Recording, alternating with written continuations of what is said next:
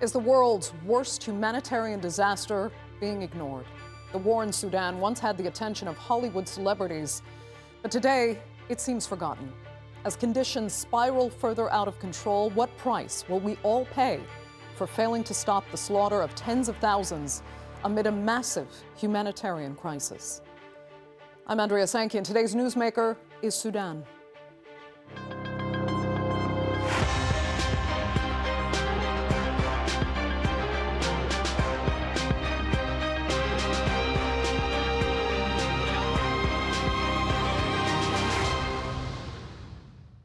Over a year of uninterrupted violence and famine has claimed tens of thousands of lives and left a quarter of Sudan's population displaced.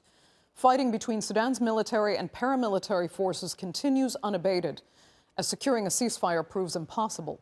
That, in turn, has made distribution of humanitarian aid impossible as well.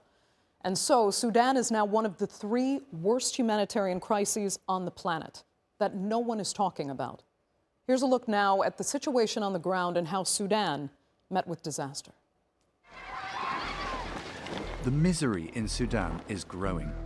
Starting as a power struggle between the Sudanese army and the paramilitary rapid support forces, the 19-month conflict has engulfed the whole nation. Fighting has forced more than 11 million people from their homes, and half the population requires aid. Malnutrition, poor sanitation, and lack of access to water and health services have led to a cholera outbreak, while many women suffer sexual violence. A recent study by the London School of Hygiene and Tropical Medicine puts the death toll much higher than the previous assessments. The report says more than 61,000 people died of all causes in the capital Khartoum alone in the first 14 months of the war. Most of those people died because of disease and starvation. They could not find food, drinks, or medicine. RSF fighters deprived us of everything. It was normal for them to prevent you from food and drinks or prevent you from leaving your home to get medical care. There was no one to offer medical care because we were trapped here. Jan Egeland, head of the leading aid group Norwegian Refugee Council, visited Sudan last week. And what he saw and heard about were destroyed livings, indiscriminate killings, and executions. Egeland said the country is free-falling into starvation and suffering and needs decisive action. It's the biggest humanitarian crisis on the planet, Sudan. Biggest hunger crisis, biggest displacement crisis, 14 million people fleeing their homes. And the world is giving it a shrug. I mean, the world is neglecting what's happening here. In the latest push last week, the UN Security Council voted on a resolution sponsored by the UK and Sierra Leone, calling for an immediate ceasefire and unhindered humanitarian aid. But Russia vetoed the draft, accusing the UK of meddling in Sudan's internal affairs. We agree with all Security Council colleagues that the conflict in Sudan requires a swift resolution. It is also clear that the only way to achieve this is for the warring parties to agree to a ceasefire. We believe that the Security Council's role here is to help them to achieve this. However, this should be consistent and open and should not be done by imposing upon the Sudanese, through a council decision, the opinion of its individual members flavored with their post-colonial flavorings, as to how the future country should be. The British Foreign Secretary David Lammy called the Russian move a disgrace. Mean, nasty and cynical. Russia's veto today sends a message to the warring parties that they can now act with impunity. I asked the Russian representative, in all conscience, sitting there on his phone, how many more Sudanese have to be killed? How many more women have to be raped? How many more children have to go without food before Russia will act? The numbers are staggering, but the world has forgotten Sudan. So far, all attempts to end the war have failed, and many temporary truce agreements have not been held. And as the fighting deepens to desperation, the country nears a total collapse. Well, joining me now to look further at the humanitarian disaster that continues to unfold in Sudan is the Advocacy Manager at Norwegian Refugee Council, Mathilde Vu. She joins us now from Port Sudan. Thank you so much for being with us. So millions of Sudanese have now been pushed to the brink of famine while being exposed to unimaginable violence. So explain what your envoys have seen on the ground and just how bad it really is. Sure, and thanks for having me. I think you're explaining it very well. It's basically either bullets or hunger that is going to kill people in mass right now in Sudan. So you have basically had like 18 months of relentless attacks on civilians, home destroyed, entire town destroyed, means of livelihood completely burned to the ground. 11 million people displaced internally. So that means countless of people who do not have a home and do not have, a job. And so a means of, making ends meet. And those people are hungry. And so right now what we're seeing across Sudan is pockets of extreme starvation where, a family cannot afford the basic of one meal a day. And sometimes this meal is only basically porridge or boiled vegetables, and that's it. Because even if there is food in the markets, it is just too unaffordable for people to eat. So it's just suffering upon suffering. How did it get this bad? I mean, we have to remember Sudan used to be a celebrity cause. There was a Save Darfur campaign with major Hollywood celebrities bringing attention to the country and the suffering that was there. And now we're seeing one of the worst humanitarian crises on the planet, up against, let's mention, horrific conflicts throughout the region and the world. So how is it here now? And, on top of this, Sudan was the breadbasket of the continent, before the war, Sudan has so much potential to actually feed its own people and feed beyond its border. So it's really heartbreaking to see how, Sudan has become from 5 years ago, the hope of the continent, also on the path to democracy, to this country on the verge of collapse. I think you're pointing something out very important, is that 20 years ago, we saw the world standing up for Sudan, right? We saw head of states coming and basically trying to raise awareness about the genocide that was happening in Darfur. We see nothing like this today, although the war and the humanitarian catastrophe is much bigger. So it's very difficult for people to understand. I was talking to refugees in Chad who had left Darfur, and they were really telling me, where's the world? They gave up on us.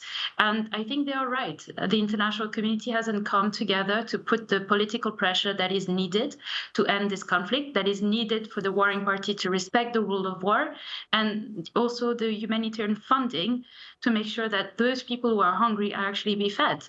None of this is happening at the moment. Do you really believe the international community can make the difference here? Because reaching a ceasefire seems to be just impossible from what we've seen, and trying to get major international players to agree.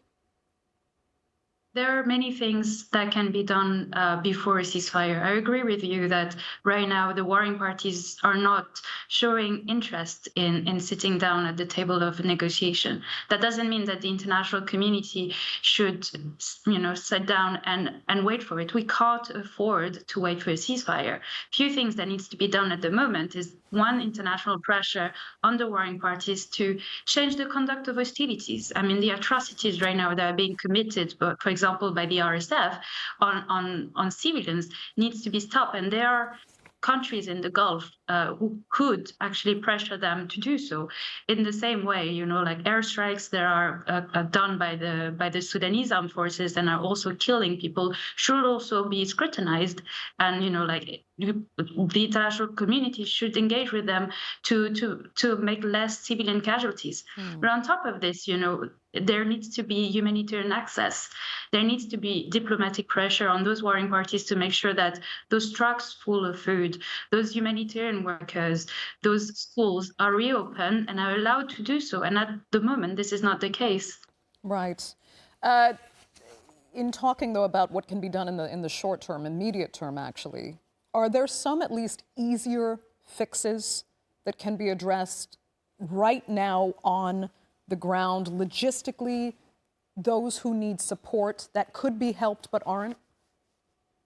There's a few things, yes, that should be done and should have been done for the past 18 months, and we're still struggling with that. One is scaling up the humanitarian response. So this means like unlocking funds way more than there it is now. Right now, only 50% of the humanitarian needs are covered. That means that humanitarian organizations have to choose basically who will receive and who will not among a population that is extremely vulnerable.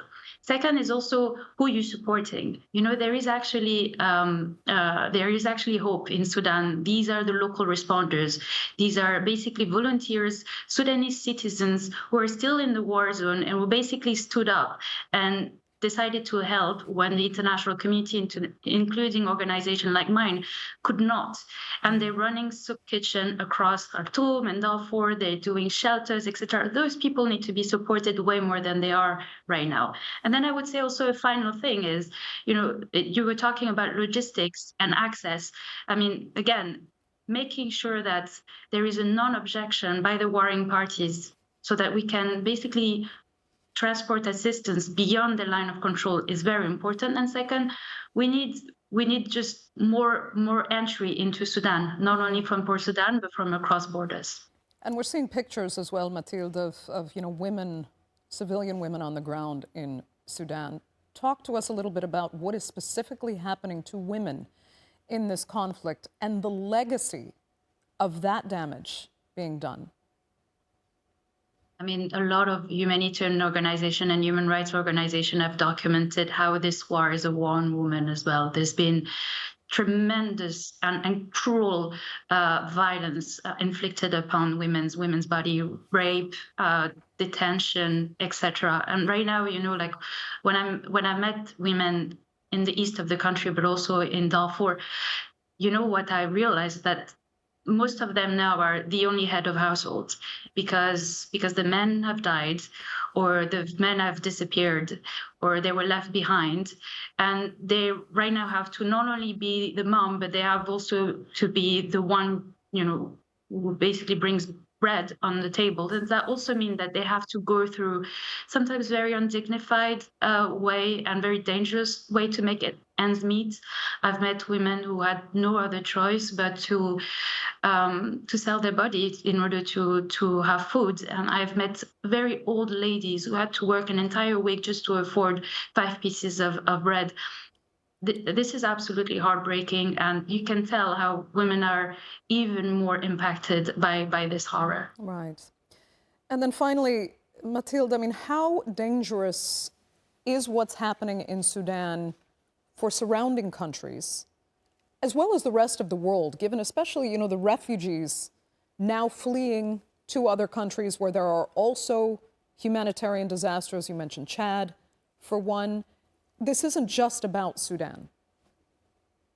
It's not about Sudan at all, actually. It's a crisis that goes from the Red Sea to the Sahel. And I wouldn't say that refugees are dangerous. They're not. But there is definitely like 3 million people crossing borders in order to find safety is a lot, especially when you look at the neighboring countries, South Sudan, Chad, some of the most vulnerable and fragile countries in this world who are receiving such a huge amount of people. And right now that is not being supported by the international community. The international solidarity is not working. Where is the interest, or not even the interest? Where is the support from the European Union and for example also the US on like those massive waves of refugees? Barely, okay. And we see that. Yeah, Mathilde Vu, very unfortunately, we are out of time for this segment of the Newsmakers. I'd like to thank you sincerely so much for joining us.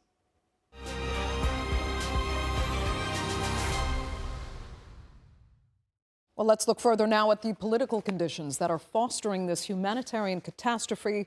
And joining me from Washington is the president of the Darfur Women Action Group, Niemat Ahmadi, and from Cairo, political analyst Dallia Abdel Moneim.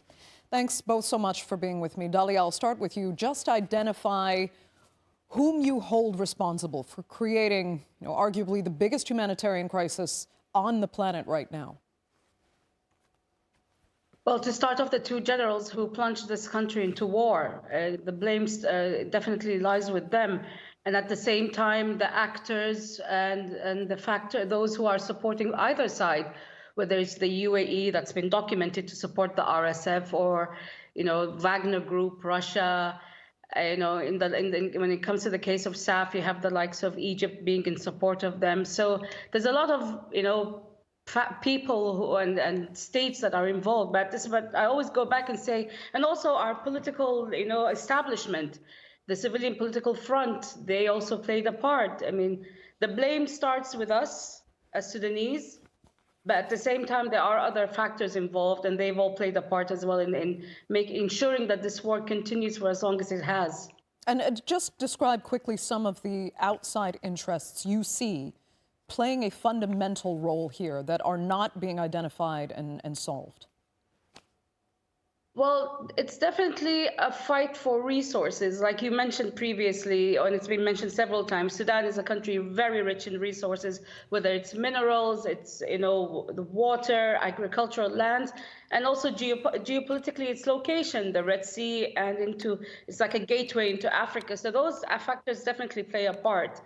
And at the same time, you have countries that are seeking to consolidate their positions globally, and within their own borders, they do not have that. So they seek, these advantages elsewhere. And if you look at the African continent, from the Sahel to the Red Sea, it's just been one continuous flow of coups, conflict, and other actors playing a huge part. For example, the smuggling of gold from Sudan has not stopped not even since the war erupted. The smuggling of gold has continued. The smuggling of arms into Sudan has continued, even though there is a UN sanctions embargoes on arms trade, especially over Darfur, but that hasn't stopped. So there's so many factors at play here. Which makes it incredibly complex and that much more difficult to try and resolve. But let me ask Niemat if you agree with who and what Dallia has identified as responsible for this. Absolutely. I think what Dallia said is absolutely right, and I agree with her that the responsibility lies on the warring party, because both generals were the president and the vice president of the country. What else they are fighting for? What else they want to be? They held the highest office in country they have never dreamed of, and now they put the country into an unprecedented crisis and inflicted suffering on the people of Sudan. So I believe they are the number one responsible and still bear the responsibility for the crisis that inflicted. But also there are, both sides, they have supporters in the region. And when crimes happen, it's not only the perpetrator, but those who are enabling the crimes. And regional actors like UAE and Egypt and others have been fueling this war by supporting both sides, supplying weapons. But it is quite clear that there was well-documented record that the UAE is supplying weapon for the RSF, and they have yet to stop doing so. And that is why the war has not stopped, even after calling them negotiations several times, but they have not committed because they're not fighting for the people of Sudan, and there's nothing to fight. And Dallia, I mean, we've seen this ceasefire negotiated at the UN Security Council, then vetoed.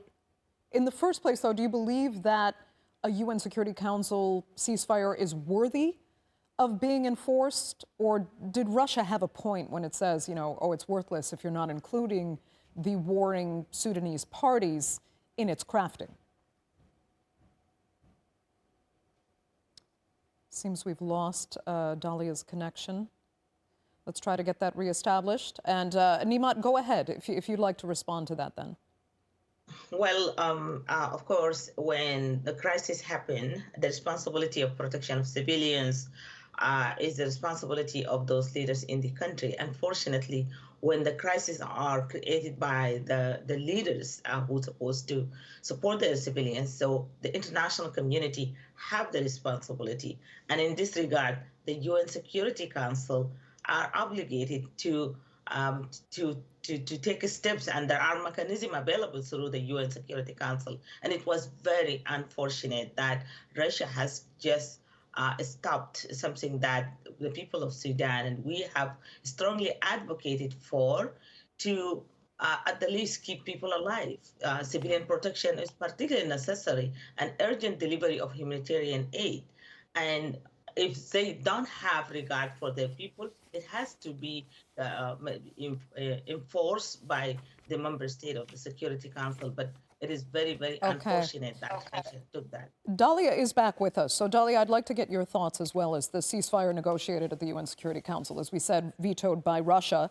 Do you think Russia has a point that it did not include negotiation from the warring parties in Sudan, or is Russia acting completely nefariously? And I'd also like to ask, we did hear reports of some Sudanese people rallying in Russia's favor, carrying signs saying, "Thank you, Russia, for having vetoed that ceasefire."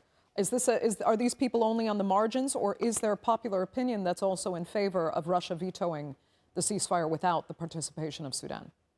So if the protection of civilians is such a controversial issue that it requires a veto, then where do we stand? Where's the moral authority of the international community? And at the same time, if people go back to the Jeddah agreements, which both the RSF and SAF have signed on to, the number one issue was the protection of civilians. And at the same time, the UN fact-finding mission actually recommended so many steps to be taken for the protection of civilians. So if the protection of civilians is such an issue that people are actually celebrating a veto on this matter, then I really have nothing else to say. And there is a large vocal, community and minority or majority within Sudanese diaspora, especially, where they are so pro-SAF, so gung-ho on being pro-SAF that they will refuse to listen to any other, facts that we in civic society present. And we've been saying this, the protection of civilians is not contingent on there being a ceasefire. They can be two separate issues that can be dealt with simultaneously, but separately, independently.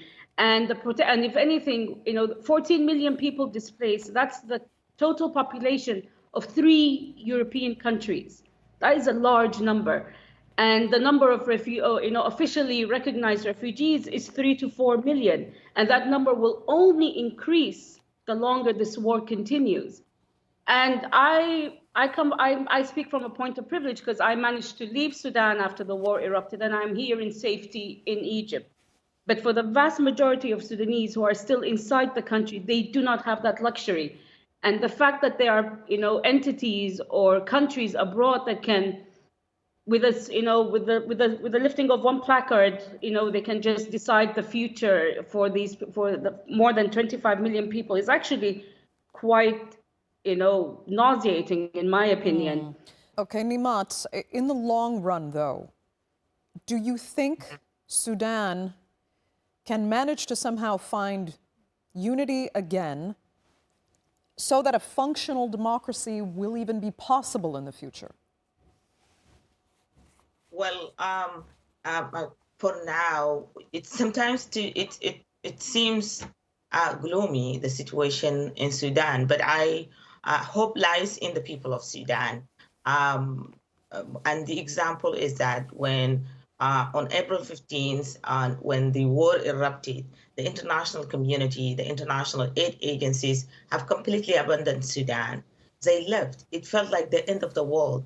But eventually, the volunteers, women leaders, civil society group, they stepped up the responsibility. Being frontline humanitarian workers have been documenting atrocities, helping their people survive and giving hope to their people. So if the Sudanese people are rallied behind and united their voice, as still the solution lies in the people of Sudan. Of course, the suffering right now is beyond describable, and it is hard for the resilience of the Sudanese people to hold. International community has the role to play, and I think both sides, the warring party does not understand only the language of force, and I think by not allowing the process through the UN Security Council go, they are calling or inviting other options, and there are other options, and there can be a coalition of willing people who feel the moral responsibility to protect the people of Sudan